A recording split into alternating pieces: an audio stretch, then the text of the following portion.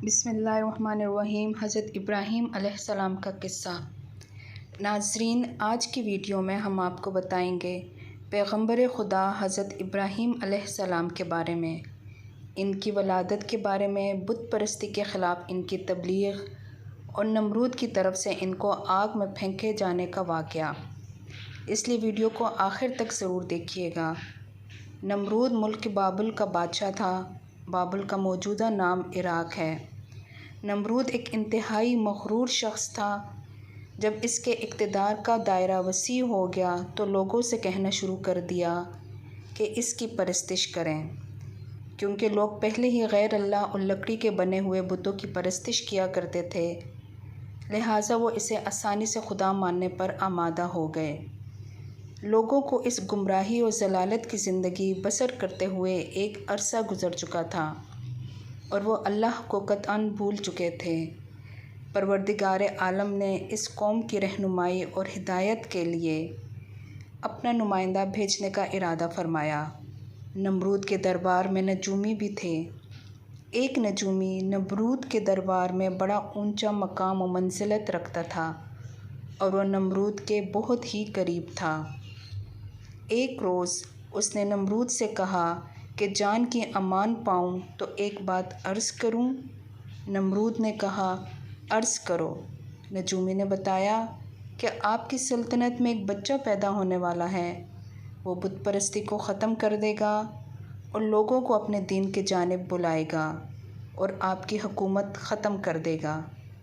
ये सुनकर नमरूद ने अपने दरबार के दूसरे नजूमियों की तरफ देखा।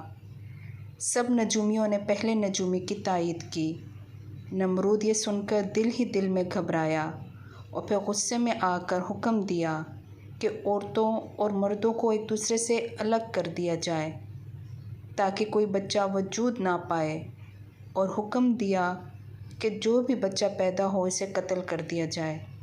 नमरूद का हुक्म सुनते ही बाबुल में पैदा होने वाले 1 लाख से ज़ायद बच्चे कत्ल करवा दिए गए।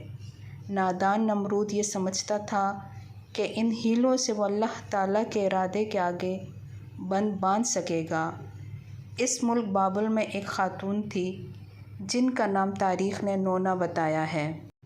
नोना इस वक्त हामिला थी, लेकिन इनके हमल के आसार को अल्लाह ने छुपा दिया। जब इस बच्चे की पैदाइश का वक्त आया तो वह नमरूद के कारिंदों के खौफ के मारे इस शहर से बाहर चली गई और वहाँ पहाड़ों के अंदर एक गार में पनाह ले ली। उन्होंने इस बच्चे को इस गार में जन्म दिया और बच्चे को लिटा कर खुदा से दुआ की, ए खुदा, मैं अपने जिगर के टुकड़े को इस गार में लिटा कर जा रही हूँ। इन जालिमों से तू ही इसको बचाना जो मासूमों के खून के प्यासे हैं। उन्होंने बच्चे को बोसा दिया और गार के दहाने को पत्थरों से बंद करके शहर को लौट गई। दूसरे दिन गार में अपने बच्चे को देखने आई तो देखा कि इनका बच्चा अंगूठा चूस रहा है। इस बच्चे के अंगूठे से दूध जारी था। ये बच्चा कोई और नहीं बल्कि हज़रत इब्राहीम अलैहिस्सलाम थे। खुदावंद ताला ने इब्राहीम अलैहिस्सलाम के अंगूठे में दूध पैदा कर दिया था और यूँ इब्राहीम अलैहिस्सलाम को ग़ज़ा पहुँचती रही। इस ग़ज़ा से हज़रत इब्राहीम अलैहिस्सलाम एक दिन में इतना बढ़ते थे जितना एक बच्चा महीने में बढ़ता है। आप अलैहिस्सलाम की माँ आपको देखने रोज़ाना गार में आती। आप अलैहिस्सलाम 2 साल के हो गए तो बातें करने लगे, और जब आपकी उम्र 7 बरस को पहुँची तो आपकी वालिदा आपको बड़ी बड़ी बातें और इखलाक सिखाने लगीं। कमज़ोरों की मदद करने, अल्लाह के पैगंबरों के किस्से सुनाती, मगर इन्हें क्या मालूम था कि वो जिस बच्चे की तालीम और तरबियत में लगी हुई हैं वो ख़ुद पैगंबर है।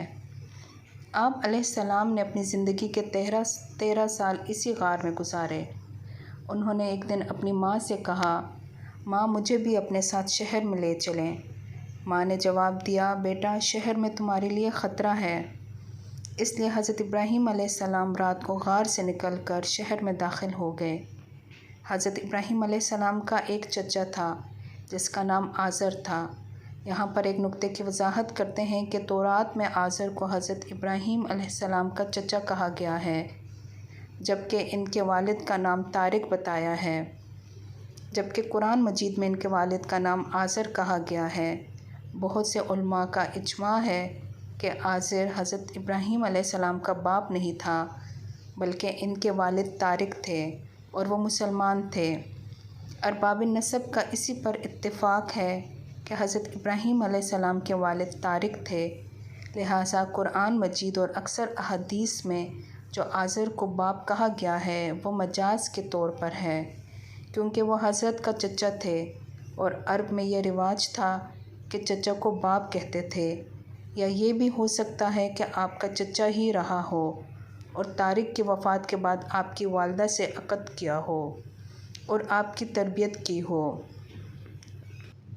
इसी लिहाज से आपको इनका बाप कहा गया है। आज़र पत्थर, लकड़ी और मिट्टी के बुत बनाता, इनको ख़ुद भी पूजता और लोगों के हाथों में फ़रोख्त किया करता था। इसी तरह इसका कारोबार बहुत फैला हुआ था। आज़र के बेटे भी बुत फरोशी किया करते थे। हज़रत इब्राहीम अलैहिस्सलाम गार से निकलकर शहर में गए और अपने चचा के पास पहुँचे तो आज़र ने हज़रत इब्राहीम अलैहिस्सलाम को भी अपने बेटों के साथ बुत बेचने के लिए भेज दिया।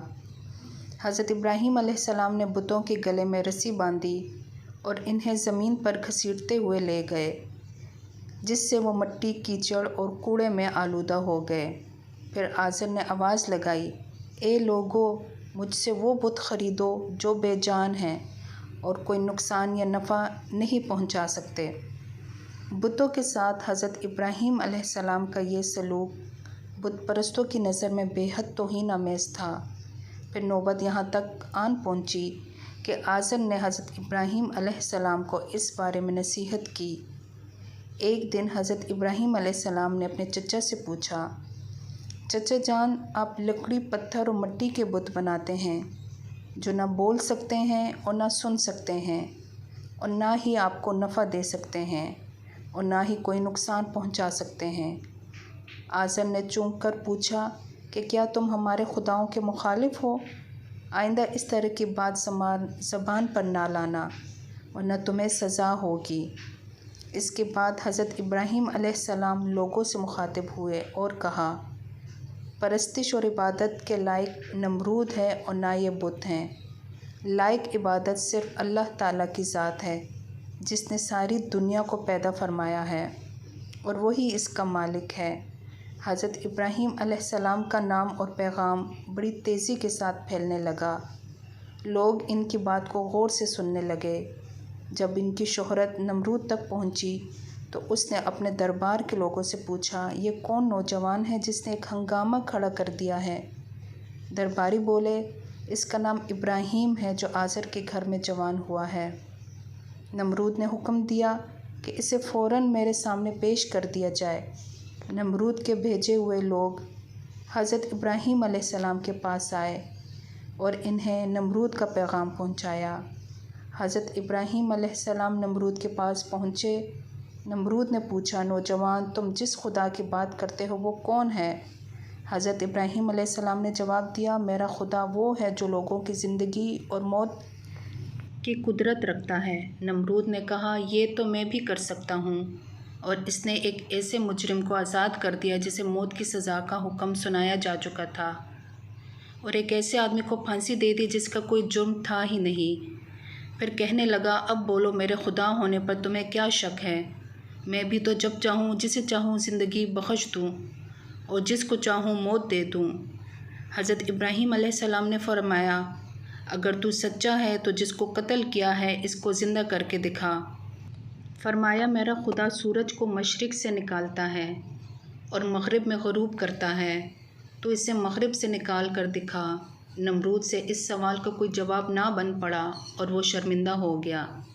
इस पर हज़रत इब्राहीम अलैहिस्सलाम की वालदा ने नमरूद से कहा, बादशाह सलामत, मुझे इजाज़त दीजिए कि मैं इब्राहीम को अपने साथ ले जाऊं, क्योंकि ये अभी नासमझ है। इस पर आज़र बोला, बादशाह सलामत, आप इब्राहीम को घर जाने की इजाज़त दे दें।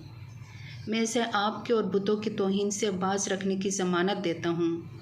नमरूद ने कहा, मैं तुम्हारी खातिर इब्राहीम को माफ़ करता हूँ, लेकिन अगर आइंदा इसने कोई हंगामा खड़ा कर दिया तो मैं इसे ज़िंदा जला दूँगा।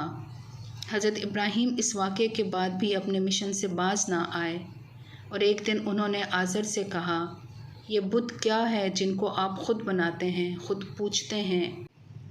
और इनको खुदा मानते हैं।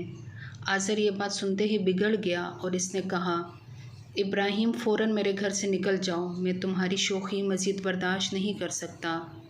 हज़रत इब्राहिम अलैहिस्सलाम ये कहते हुए घर से निकले, चचा जान आप नहीं मानते तो मैं जाता हूँ, मगर अपनी बात से बाज नहीं आऊँगा, क्योंकि मैं अल्लाह से डरता हूँ, इन बुतों से नहीं डरता। हज़रत इब्राहिम अलैहिस्सलाम ने अपने चचा के घर से अलग को इंतज़ाम कर लिया और वहाँ से चले गए, मगर अपने कौल के मुताबिक एक अल्लाह की बंदगी की दावत देते रहे और बुतों की खुदाई का इनकार करते रहे। मुल्क बाबल के लोग हर साल एक ईद मनाया करते थे और इस दिन वह कुछ खुसूसी इंतज़ाम किया करते थे। चुनांचे वो सारा दिन शहर से दूर एक ईदगाह में गुजारते थे। इब्राहिम अलैहिस्सलाम ने इन लोगों के साथ ईदगाह जाने से इनकार कर दिया और ये बहाना पेश किया कि वो बीमार हैं। वो लोग आपको छोड़कर चले गए। बाद में इब्राहिम अलैहिस्सलाम इनके बुतों के पास गए और देखा कि इनके सामने खाना पड़ा है। चूँकि सब लोग खाना लाए थे इसलिए ये खाना बहुत ज़्यादा था, लेकिन इन झूठे माबूदों ने इसे खाना तो दरकुनार इसे छुआ तक नहीं था।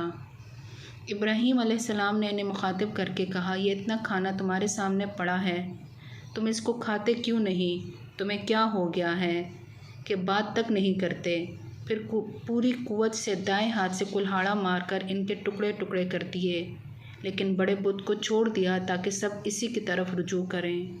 तमाम छोटे बुतों को तोड़कर कुल्हाड़ा इस बड़े बुत के कंधे पर रख दिया। मुशरिकीन मेले से लौटे तो देखा कि इनके सारे माबूद औंधे मुँह टूटे फूटे पड़े हैं। इनके तमाम माबूदों को कौन तोड़ गया था? वो हैरान रह गए कि ये कैसे हो गया, ये किसने किया?